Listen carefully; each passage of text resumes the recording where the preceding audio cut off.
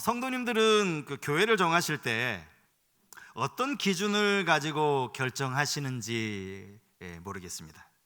처음 벌써 오래전 이야기겠지만 이 교회를 내가 다녀야 되겠다라고 결심을 하셨을 때 그 이유가 무엇이었는지 혹시 기억을 하고 계십니까? 지난 주 중에요, 제가 헬스장에 가서 이제 걷기 운동을 하면서 분당에 있는 어떤 교회 목사님 설교를 들었는데요, 그 목사님께서 당신의 교회에 등록하신 한 성도님 이야기를 설교 시간에 들려주셨습니다. 이분은 이전부터 신앙생활을 해오시던, 말하자면 기존 신자였습니다. 분당으로 이사를 오시게 된 거죠. 교회가 멀어졌으므로 이제 가족이 함께 신앙생활할 수 있는 가까운 교회를 정하기 위해서 분당에 있는 여러 교회들을 탐방을 하신 겁니다. 그렇게 해서 이제 이 교회에 등록을 하게 되신 거죠. 중요한 부분은 여기부터입니다. 왜? 분당에 얼마나 많은 교회들이 있습니까? 그 많은 교회들 중에서 이 교회를 선택하게 되었는가? 그분께서 그 이유를 말씀을 하신 거죠.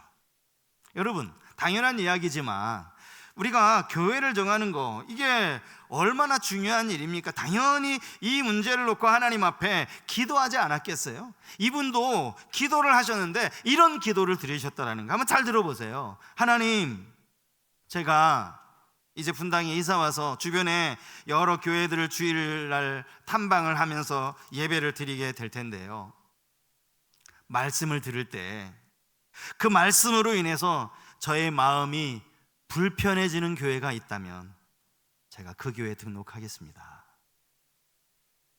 그날 그 교회에서 예배를 드리는데 목사님 설교가 영 마음이 불편하시더랍니다. 그래서 그 교회에 등록을 하셨다라는 이야기였어요. 제가 처음 그 이야기를 들었을 때 이게 도대체 무슨 말인가 싶었습니다. 설교를 듣는데 마음이 너무 평안해져서 그래서 그 교회에 등록했다는 말을 지금 목사님이 잘못 이야기하신 게 아닌가 싶었는데 아니었습니다. 집사님의 의도는 분명했습니다. 마음이 불편해서 그 교회에 등록을 했다라는 거죠. 여러분, 이걸 우리가 반대로 한번 생각을 해보면 좋을 것 같아요. 하나님의 말씀을 들을 때 내 마음에 아무런 불편함이 없다, 이것을 우리는 두 가지로 한번 해석해 볼 수 있을 것 같습니다. 말씀을 듣는데 내 마음에 전혀 불편함이 없다. 첫 번째로는요, 설교자가 성도님들에게 항상 불편함을 주지 않는 그런 설교만 하는 경우죠. 마음의 부담을 절대 주지 않으면서 지금 아무 문제 없이 신앙생활 잘 하고 계신다라고 그렇게 이야기하는 거예요. 이거 성경 말씀, 어차피 우리가 죄인인데 이 말씀 100% 지키지 못하는 이상 그 정도면 충분합니다, 잘하고 계세요, 염려하지 마세요 라고 설교를 하는 거예요. 무조건 칭찬하고 무조건 위로하면서 성도님들 마음 불편하지 않도록 이렇게 설교를 합니다. 그러면 그 설교를 듣는 성도님들 마음이 당연히 불편함을 느낄 수 없겠죠. 얼마나 기분이 좋겠습니까? 여러분, 그런 교회 다니고 싶으시죠?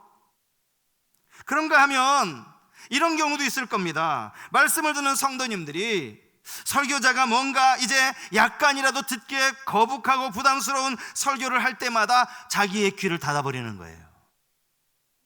불편하게 생각하지 않는 겁니다. 저 설교는 나에게 하는 설교 아니야, 저건 나랑 상관없는 설교야, 이렇게 스스로 생각을 하는 겁니다. 아무리 불편한 설교를 해도 나랑 상관없는 이야기로 생각하면 마음이 불편해지지 않는 겁니다.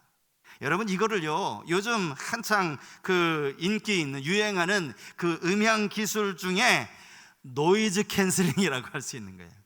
여러분, 노이즈 캔슬링 이어폰 아십니까? 예전에는 이게 이제 새로운 기능이어서 이게 얼마나 신기하기도 하고요, 또 이 기능을 가진 이어폰들이 가격대가 얼마나 비쌌는지 몰라요. 그런데 지금은 대중화가 많이 되었습니다. 가격도 좀 내려가서 제가 가지고 있는 이어폰 중에도 이 노이즈 캔슬링이 되는 이어폰이 있습니다. 이어폰을 끼고 이 기능을 켜주면요, 주변의 모든 소음들이 감쪽같이 사라집니다. 감쪽같이는 아니지만 어쨌든 소음을 상당히 많이 줄여줘요. 이와 똑같은 방식으로 설교를 들으면서 노이즈 캔슬링을 켜버리는 거예요. 조금이라도 저 설교가 내게 부담이 되겠다 싶으면 이걸 노이즈라고 생각을 하고 머릿속에서 지워버리는 겁니다. 시간이 지날수록 성도들에게 불편함을 주는 그러한 설교들이 강단에서 줄어들고 있지 않은가, 저 자신을 봐도 그렇게 생각을 합니다. 그런가 하면 설교자가 조금만 불편한 설교를 해도 들으시는 성도님들 마음속에서 얼마나 이렇게 자동 오토매틱으로 노이즈 캔슬링이 작동을 하는지, 이건 정말 이 세상의 어떤 기능보다 뛰어나게 내가 별로 듣기 불편하다 그러면 싹 그게 노이즈가 되는 거예요. 그러고 보니 앞에서 말씀하셨던 그 집사님은 참 귀한 분이다 라는 생각이 들었습니다. 설교자인 저의 모습은 어떤지, 설교를 듣는 성도님들 모습은 어떠신지 한번 돌아보시면 좋겠습니다. 제가 저 얘기를 해서 죄송한데요, 작년 12월 29일부터 혈압약을 먹기 시작했어요. 전부터 혈압이 좀 높기는 했었고 건강검진을 할 때마다 혈압약을 드시는 게 좋다라는 말을 여러 번 들었습니다. 그때마다 제가 했던 이야기가 뭔지 여러분 짐작이 가시죠? 저 운동 열심히 하면 됩니다. 운동 열심히 해서 살 빼겠습니다. 주위에 여러 아는 목사님들이 하시는 말씀이, 야, 목회하다 보면 혈압은 높일 수밖에 없다라고, 목회자가 혈압 높은 거 그건 어쩔 수 없는 일이라는 이런 이야기를 하시길래 저도 그럴 수 있겠다 싶어서 혈압약을 먹지 않았던 거죠. 운동하면 되지 하면서 헬스장을 여러 번 등록하기도 했습니다. 의사 선생님 말씀이, 나이가 이제 50 중반이 되었어도 여전히 혈압 조절을 못 하셨으면 운동한다고 생각하지 마시고 차라리 혈압약 드시는 게 더 낫습니다. 그런 이야기를 여러 번 들었음에도 불구하고 제 머릿속에서 그 의사의 말을 노이즈 캔슬링, 저건 나한테 소음이야, 저 얘기는 나는 들을 필요 없어, 그렇게 생각을 했던 겁니다. 그러다가 초음파 사진에서 이제 담석이 발견되면서부터 이제는 안 되겠다 싶어서 이제 혈압약을 먹기 시작한 겁니다. 의사 말을 무시한 채 혼잣말로 괜찮아 라고 말했지만 사실은 그게 아니었던 거죠. 여러분, 우리가 하나님의 말씀을 들을 때에도 정말 조심해야 할 것이 있습니다. 그것은 내가 듣고 싶은 말씀만 들으려는 태도입니다. 내게 거북하고 부담이 되고 불편한 것은 지워버리는 이런 태도 말이죠.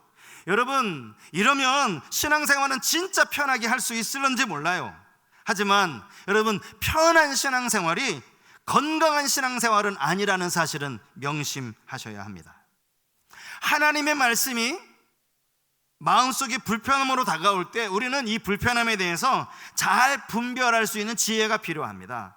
어떤 지혜냐? 지금 이 불편함이 설교자가 본문의 의미와는 전혀 상관없는데 자기가 인위적으로 조장하고 있는 불편함인가, 아니면 설교자가 성경을 정확하게 풀어준 게 맞는데 그 말씀과 내 삶의 괴리가 너무나 커서 여기서 생겨나는 불편함인가, 이 둘 중에 무엇인가를 우리가 분간할 수 있어야 되는 거예요.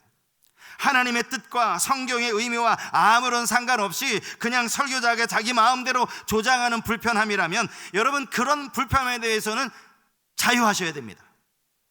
영 귀에 거슬리면은 그 설교자를 찾아가서 이야기하시면 돼요. 이게 정말 하나님 말씀인지 날 잘 모르겠는데 그게 아닌 것 같은데 당신의 설교 때문에 내 마음이 불편하다라고 이야기하셔야 됩니다. 하지만 그런 게 아니라면 여러분 안에 그 불편함에 대해서 끊임없이 고민이 일어나야 합니다. 내가 왜 불편하지? 내 마음이 불편한 이유가 뭔지? 말씀에 대한 이 불편함이 없다면 우리 생활에 아무런 변화도 없을 것이라는 사실 여러분 꼭 기억하시면 좋아요. 예배를 드려도 아무런 불편함이, 말씀을 듣는데 아무런 마음에 찔림이 없고 불편함이 없으면 여러분, 이게 그 삶의 변화가 있겠습니까? 열매가 있겠느냐고요. 여러분, 진주조개 이야기 잘 아실 거예요. 조개 안에 작은 모래와 같은 이물질이 들어옵니다. 그러면 그 이물질이 이 조개의 살을 자꾸 찌르니까 그게 너무 고통스러운 나머지 진액을 만들어내죠. 그 진액을 만들어서 그 이물질을 감싸는 거예요. 감싸고 그렇게 해서 커진 게 바로 진주라는 거 여러분 잘 알고 계실 거예요. 불편함을 통해서 변화가 나타나고 그 변화를 통해서 건강한 그리스도인으로 자랄 수 있다는 사실, 여러분 이거 꼭 기억하셨으면 좋겠습니다. 변화된 삶으로 세상을 변화시키는 교회라는 표어를 1년 내내 우리가 아무리 소리 높여 외쳐도 변화에 대한 불편함을 우리가 외면한다면, 그 불편함을 해결하는 몸부림이 우리 안에 작동하지 않는다면 표어 그저 의미 없는 구호에 불과할 수밖에 없는 것입니다. 오늘 본문을 보면서 이 본문의 이야기가 지금 초대교회 7집사 가운데 한 사람 이 빌립에 대한 이야기인데, 왜 불편함에 대해서 이야기를 하느냐? 오늘 본문에 나오는 이 빌립이요, 지금 상당히 많은 불편함을 겪고 있기 때문입니다. 그의 불편함이 무엇인지 오늘 26절 말씀을 통해 한번 살펴보겠는데요. 자, 26절 말씀입니다. 주의 사자가 빌립에게 말하여 이르되 일어나서 남쪽으로 향하여 예루살렘에서 가사로 내려가는 길까지 가라 하니 그 길은 광야라. 이 말씀이요, 주의 사자가 빌립에게 하신 말씀인데요, 이 말씀 속에 빌립에게 불편한 게 너무 많았어요. 불편하게 느꼈던 게 너무 많았던 거예요. 한두 가지가 아니에요. 먼저는요, 그렇게 말씀하신 곳까지 가려면 그 거리가 너무 멀다라는 거예요. 빌립이 지금 있는 곳이 어디입니까? 사마리아입니다. 사도행전 8장에 보면 빌립이 지금 사마리아 성에 내려가서 복음을 전하는 것을 알 수가 있어요. 아시는 것처럼 사마리아는 이스라엘에서 북쪽에 위치한 도시입니다. 구약 분열왕국 시대의 북이스라엘의 수도가 바로 사마리아 아닙니까? 주의 사자가 정확하게 어디로 가라 하는지 사실 목적지도 분명치 않아요. 다만 남쪽으로 가라, 남쪽으로 가되 예루살렘에서 가사로 내려가는 길까지 가라, 그 길을 따라가라는 것이지 가사가 목적지가 아니에요, 정확하게는. 그런데 여러분, 이 가사라는 곳은요, 지금 우리가 가자지구 전쟁이 일어나는 예루살렘에서부터 이 가사까지는 거리가 70km입니다. 이 빌립이 지금 예루살렘에 있는 게 아니에요. 사마리아에 있어요. 사마리아에서 예루살렘까지는 30km입니다. 그러면 사마리아에서 가자까지는 몇 킬로입니까? 70 더하기 30 100km입니다. 100km. 이 100km를 걸어서 가야 되는 거예요. 뭐 빌립이 무슨 차가 있습니까? 타고 갈 말이 있습니까? 하루 종일 걸어도 하루 만에 못 가요. 이틀은 좋게 넘게 걸리는 그 길을 가야 하는 거예요. 왜 이 먼 곳까지 가라고 하시는지 주의 사자가 이유도 말씀하지 않으세요. 이유라도 알았으면, 이유라도 말씀을 해주셨으면 조금 불편함이 덜했을지도 몰라요. 내가 너 그 에디오피아 사람 그 네시를 내가 만나게 해주려고 해, 그에게 복음을 전하려고 내가 너를 보내는 거야, 말씀해 주시면 얼마나 좋아요. 불편함이 없겠죠. 그런데 아무 이유 없어요. 그냥 일어나서 가라는 거예요. 가라는 거예요. 여러분이 빌립 입장이라면 불편하지 않겠습니까? 왜 갑자기 뜬금없이 가라는 거야? 그 멀리까지? 불편한 이유는 또 있습니다. 빌립이 지금 복음을 전하고 있는 이 사마리아 땅에 엄청난 열매들이 일어나고 있었기 때문이죠. 복음의 열매가 맺혀지고 있었다라는 거예요. 오늘 우리가 읽은 이 본문의 바로 앞부분을 보시면 빌립이 그곳에서 막 복음을 전하는 동안 놀라운 표적이 먼저 나타나기 시작합니다. 많은 사람에게 붙어있던 더러운 귀신들이 크게 소리를 지르면서 그 사람에게서 나가는 일, 중풍병자, 걷지 못하는 사람, 이들이 고침을 받는 이런 놀라운 표적들이 나타나는 거예요. 빌립이 전한 복음을 믿었을 때 그들에게 예수 그리스도의 이름으로 세례를 행합니다. 그리고 그 소식이 저 예루살렘에는 사도들까지 전해지니까 베드로와 요한 두 사람이 실제로 사마리아 땅에 올라옵니다.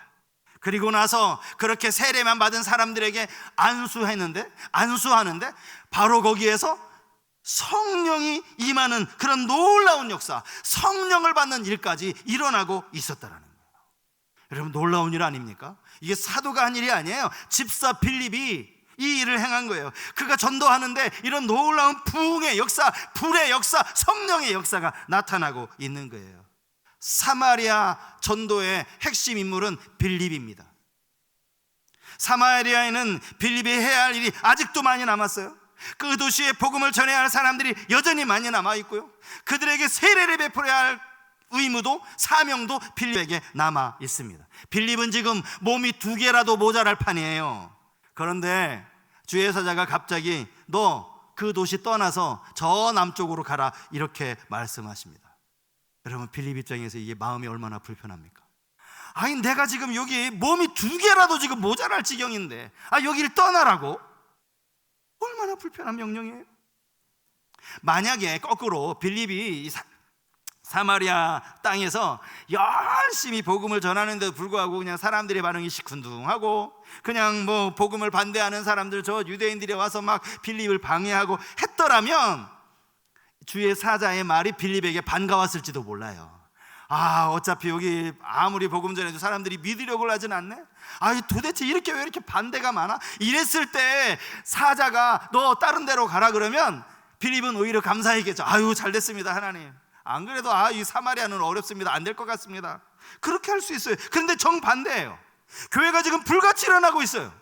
이렇게 교회가 놀랍게 성령과 함께 부흥을 하는데 떠나라는 거예요. 떠나라는 거예요. 불편하지 않을 수가 없는 거죠. 불편함은 여기에서 끝나는 게 아닙니다. 빌립이 내려가라고 말씀하신 그 길은 오늘 본문에 보니까 광야 길이었다라고 그렇게 말씀하고 있죠. 잘 닦여진 도로가 아니었다라는 거예요. 시내를 통과하는 길도 아니었다라는 거예요. 마실 물을 구하기도 어려울 뿐만 아니라 뜨거운 태양을 피할 만한 것이 아무것도 없는 사막길이에요. 사막길. 그 길을 가라는 거예요. 이틀을 넘어서 100km를. 여러분, 광야라고 번역된 이 단어의 뜻이요, 고독하다, 황폐하다, 황막하다, 이런 뜻이에요. 이 길을 가라는 거예요. 그럼에도 불구하고 놀라운 것은요, 빌립이 이 불편함에도 불구하고 이런 방구 한마디 대꾸도 없이 순종해서 내려갔다라는 거죠. 오늘 본문에는 주의 사자라고 이렇게 되어 있는데 아마 이 주의 사자가 어떤 아브라함에게도 주의 사자가 나타나셨잖아요. 이렇게 사람의 모양으로 나타나셨는데 그런 것 같지는 않아요. 왜냐하면 오늘 본문에는 아무리 찾아봐도 나타나셨다 이런 구절이 없어요. 그러니까 그냥 사람의 몸으로 나타나신 게 아니라 음성으로만 들린 거예요. 음성으로만. 그런데도 불구하고 이 빌립이 그 들려진 음성에 한 번 되묻지를 않아요. 아니, 지금 가라고요? 지금? 이 바빠 죽겠는데 지금 가라고요? 아니, 이 사마리아는 어떻게 하고 어디로 가라고요? 아니, 그 길이 지금 광야길이라고요? 내가 거기를 가라고요? 100km 넘는 그 길을? 모든 것이 불편했을 텐데 한마디 말이 없어요. 한마디. 26절에 보면요, 일어나서, 이게 주의 사자가 빌립에게 들려주신 음성이에요. 일어나라. 그리고 27절에 가면 바로 그 다음에 일어나. 이거는 빌립의 순종입니다. 이런 방구 없이 일어나라 하니까 일어난 거예요. 내려가라 하니까 내려간 거예요. 그 과정에서 순종하는 빌립에게 두 번째 주님의 음성이 들립니다. 그 음성은 길에서 이제 수레를 타고 가는 한 사람을 만났을 때 들려진 음성이었습니다. 오늘 우리는 이 본문을 읽으면서 빌립이 지금 에디오피아 국고를 맡은 내시를 만나는구나, 우리는 알고 있어요. 왜냐하면 성경이 이 부분을 아주 친절하게 다 설명을 해 놓았기 때문에요. 그런데 이 설명이 빌립에게 한 설명은 아니에요. 우리는 이 사람이 누군지는 알지만, 에디오피아 내시라는 걸 알지만 빌립은 아무것도 모르고 있어요. 성령이 빌립에게 이것을 가르쳐주지 않았기 때문이에요.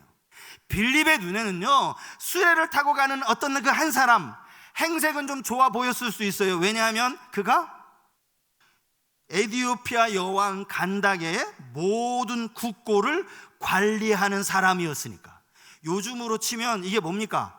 기획재정부, 재무부 장관이에요. 여러분, 얼마나 끝발 있는 사람입니까? 얼마나 권세 있는 사람입니까? 그러니 가진 돈도 또 얼마나 많았겠어요. 그러니까 행색은 아주 화려해 보이고 옷차림은 그랬을 수 있어요. 하지만 그가 누구인지 빌립은 알 길이 없습니다. 성령의 음성은 아주 간결했어요. 그가 누구인지에 대한 설명은 전혀 없었고 29절에 보니까 이렇게 말씀하시죠. 성령이 빌립더로 이르시되 이 수레로 가까이 나아가라 하시거늘. 이거예요. 이 한마디예요. 저 수레 타고 있는 저 사람, 그 사람에게 가까이 나아가라, 이 말 한마디였어요. 그런데 빌립의 반응이 어떻게 성경에 기록되고 있습니까? 여러분, 30절 한번 보세요. 지금 29절에 이렇게 주의 사자가 명령을 했는데 30절에 뭐라고 나와 있습니까? 빌립이 어떻게 했대요? 달려갔대요. 달려갔대. 아니 주의 사자는 그냥 가까이 가라고만 했어요. 그런데 빌립은요 그 말을 듣자마자 막 달려간 거예요. 달려간 거. 여러분 이 부분 우리 그냥 쉽게 보면 안 됩니다. 가라고 하니까 갔겠지. 뭐 그러다 보니까 뭐 자연스럽게 대화가 이어졌겠지. 여러분 절대 그렇지 않습니다. 제가 지도를 한번 이 사도행전 8장 이 내시와 또 빌립의 경로를 지도를 제가 한번 찾아서 여러분들께 보여드리려고 하는데요. 여기 본문에 보시면 이 지도를 보시면 여기 이게 빨간 화살표가 빌립이 갔던 그 여정을 이동 경로를 표시해 놓은 화살표입니다. 원래는 예루살렘 교회 먼저 그 성령을 받고 부흥했던 교회 7 집사로 임직받은 교회가 예루살렘 교회 아닙니까? 그런데 스데반의 박해로 말미암아 이들이 다 뿔뿔이 흩어지게 되는데 그 흩어지는 과정에서 빌립이 사마리아에 올라가는 거예요. 지금 빨간 화살표가 중간에 예루살렘에서 저 위로 올라가는데 저 위가 바로 사마리아예요. 이스라엘 북쪽. 그리고 그 사마리아에서 지금 저 광야길로 쭉 내려오는 그 길이 바로 가사로 내려가는 그 광야길인 셈입니다. 이 지도로만 봐도 꽤 멀지 않습니까? 그 길을 막 내려가고 있어요. 그런가 하면 여기 국고를 맡은 내시, 이 내시의 그 이동 경로는요 화살표가 2개 나오는데 예루살렘에서 저 위로 올라가는 거 말고 밑으로 내려가는 거, 이게 그 내시가 가는 길이에요. 예루살렘에서 내려가는 거. 지금 이 내시가 어디에서 오고 있는 중이냐 하면 예루살렘에 예배하러 갔다가 지금 자기 고향 에디오피아로 지금 가고 있는 중이에요. 에디오피아는 이 지도상에는 보이지도 않아요. 이 옆에 그 이집트 저 밑에가 에디오피아예요. 그러니까 내시는 지금 한참 가야 되는 거예요. 그리고 이 지도 어딘가에서 두 사람이 만나게 되는 거죠. 어딘가에서 만납니다. 분명한 것은요 빌립이 이 길에 앞서가고 있었다라는 사실이에요. 왜 그렇게 말할 수 있는가 하면 여러분 내시는 지금 수레를 타고 가고 있어요. 그 국고를 맡은 내시는 걸어가는 게 아니에요. 수레를 타고 가고 있어요. 빌립은 걸어가고 있습니다. 누가 더 빠르겠어요? 당연히 수레를 타고 가는 사람이 훨씬 더 빨리 가겠죠. 만약에 내시가 이 빌립보다 더 앞서서 길을 갔다면 빌립은 내시를 만날 수가 없어요. 걸어가는 빌립이 어떻게 수레 타고 가는 내시를 만납니까? 그것도 앞에 가는데. 그러니까 빌립이 앞에 가고 있다가 막 이제 사이가 좁혀지면서 거리가 좁혀지면서 이 내시를 타고 가는 수레가 쑥 지나간 거예요. 자, 그냥 그 시점이에요. 그 시점. 두 사람이 이렇게 서로 마주보면서 오다가 만난 게 아니라 같은 길을 가다가 한 사람은 수레 타고 가고 한 사람은 걸어가다 보니까 쑥 지나치게 된 거예요. 그런데 바로 이때 내시는 뭐를 하고 있었는가 하니까 열심히 글을 읽느라 여념이 없어요. 책에 그냥 몰두해 있습니다. 바로 그 상황에서 성령이 음성을 들려주신 거예요. 그 사람에게 가까이 나아가라고. 여러분 이게 쉬운 일입니까? 절대 쉽지 않습니다. 만약에 내시가 잠시 이렇게 보다가 저 막 걸어서 가는 이 뜨거운 태양 아래서 그냥 사막길을 걸어가고 있는 빌립을 발견하고 어디 이렇게 이 더운 날 가십니까? 어디로 가는지 모르지만 힘드실 텐데 요 수레에 좀 같이 타고 갑시다. 이렇게 해서 내시가 먼저 말을 걸어서 빌립을 수레에 태웠다면 그건 정말 자연스럽게 서로 대화가 오고 갈 수 있어요. 그게 아니거든요. 지금 내시는 아무것도 모르고 열심히 지금 이사야의 글만 읽고 가고 있는데 지금 이렇게 추월당한 빌립이 뒤에서 내시를 부르는 거예요. 잠깐만요 부르는 거예요. 여러분 이게 쉬운 일입니까? 쉽지 않습니다. 게다가 여기 내시는요 성경에 보면 피부가 검다라고 나와 있어요. 피부가 검다. 이 피부가 검다라는 거, 이 에디오피아가 이 구스라는 단어로도 번역이 되었고 또 이 헬라어 에디오피아라는 단어가 검은 피부 이런 뜻을 가지고 있는 단어이기도 해요. 빌립의 눈에 그가 좀 뭐 돈을 많이 가지고 있는 것처럼 보였을지 몰라도 일단 그는 피부가 검었어요. 유대인이 아니라는 거, 이방인이라는 거예요. 그리고 먼저 아는 척도 하지 않았어요. 이 사람은 지금 딴 일에 몰두해 있어요. 그런데 그 사람을 불러서 그 사람에게 다가가는 거, 여러분 이게 쉬운 일입니까? 결코 쉽지 않은 일입니다. 마침 그 명령에 순종했기 때문에 달려간 거죠. 이래서 달려갔구나. 걸어가서는 만날 수 없으니까 달려간 것이구나. 막 달려가면서 보니까 이 에디오피아 내시가 막 글을 읽고 있는데 그 귀에 들어보니까 이게 이사야 선지자의 글이에요. 그래서 묻습니다. 당신 잠깐 당신 지금 읽고 있는 이 글 무슨 뜻인지 이해합니까? 이러면서 대화가 시작된 거예요. 이러면서. 그러면서 복음이 전해지게 되는 거죠. 예수 그리스도를 전했고요. 그렇게 복음을 듣고 가는 도중에 마침 물 있는 곳을 만나요. 여러분, 이것도 놀라운 일이죠. 지금 광야 사막길을 가고 있는데 거기 물이 어떻게 쉽게 구할 수 있습니까? 물 있는 곳을 만나자마자 이 내시가 말합니다. 여기 물이 있는데 내가 세례받기에 합당하지 않습니까? 그래서 그 물에 내려가서 빌립이 이 내시에게 세례를 주는 거예요. 사실 이야기는 그게 끝입니다. 그렇게 하고 나서 성경을 보면 주의 영이 이제 빌립을 또 어디로 데려가는 겁니까? 아소도라고 하는, 이 아까 지도에 나오는데요, 그 지중해 중간에 있는 아소도라는 지역으로 또 빌립을 데리고 가요. 내시 혼자 남습니다. 내시는 혼자 그냥 기쁘게 길을 갔다, 이렇게만 기록이 되어져 있어요. 그 뒤에 어떤 일이 벌어졌는지 아무것도 우리 성경은 말하고 있지 않지만 많은 학자들은 바로 이 에디오피아 내시, 국고를 맡은 관리였던 내시가 에디오피아의 첫 선교사다, 에디오피아 땅에 복음을 전했던 첫 번째 선교사다, 이렇게 말합니다. 일리가 있어요. 분명히 그랬을 겁니다. 여러분 생각해 보세요. 지금 빌립에게 들려줬던 그 많은 주님의 음성, 그냥 음성으로만 들려줬던 그 말에 아유 불편한데? 왜 사마리아를 떠나라고 해? 왜 그 광야길을 가라고 해? 아니 저 얼굴도 새까만 저 사람에게 왜 달려가서 말을 걸으라고 해?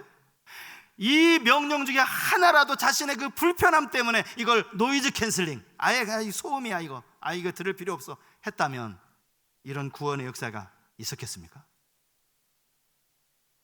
말 좀 해보세요. 있었겠어요? 여러분, 불편함이라는 거 거추장스럽죠. 무시해버리고 싶죠. 불편함이라는 게 그래요. 사실은 그렇습니다. 하지만 여러분, 내가 불편하다고 해서 그것들을 모두 무시해버리고 산다면 우리는 온전한 신앙인이라고 할 수 없습니다. 우리 안에 죄성이 있기 때문에 끊임없이 하나님의 말씀이 들려줄 때 우리 안에 씨름이 일어나야 돼요. 갈등이 일어나야 돼요. 세세면 축제 한다고 하니까 아마 우리 가운데 좀 불편하신 분 계실지 모르겠어요. 뭐 그런 걸 해? 그럼 나나 이 교회 잘 나누면 되지. 뭘 믿지 않은 사람까지 초대하? 뭐 초대장까지 나눠주고 뭘 자꾸 초대하라고 해? 불편하십니까? 그렇게 신앙생활 하면요 30년 40년 믿어도 달라지는 게 하나도 없어요. 내가 듣고 싶은 이야기만 듣는데 뭘 달라져요? 그런 불편함을 감수할 때, 감수함으로 에디오피아 내시가 복음을 들었고 이것이 에디오피아 선교의 전초기지가 되었다면 그 열매는 얼마나 놀라운 것이겠습니까? 오늘 우리가 이 빌립을 생각하면서 불편함을 변화의 도구로 삼는 우리 모든 성도님들 다 되실 수 있기를 주님의 이름으로 축복합니다.